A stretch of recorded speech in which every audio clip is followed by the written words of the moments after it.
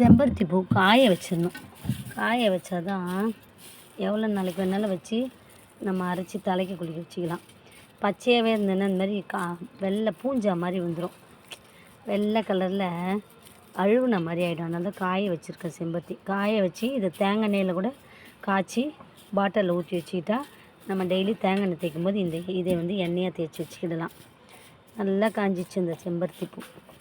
இன்னும் நல்லா முருவலாக காயட்டும், எவ்வளோ நாளைக்கு வேணாலும் கெடாமல் இருக்கும். இதை அப்படியே காய்ச்சி வச்சுக்கலாம். இல்லைன்னா தலைக்கு குளிக்க அரைச்சி மிக்ஸி ஜாரில் அரைச்சி கூட தலைக்கு தேய்ச்சி குளிக்கலாம். இது முடி கருக்கிறதுக்கு நல்ல டிப்ஸ். இது முடி நல்லா கருக்கும். இதை போட்டு அரைச்சி வச்சு குளித்தோம். இதோட வெந்தயத்தையும் ஊற வச்சு அரைக்கணும். வடித்த தண்ணியில், சாதம் வடித்த தண்ணியில் கரைச்சி தலைக்கு தேய்ச்சி குளித்தா முடி கருப்பாகும். செய்து பாருங்கள்.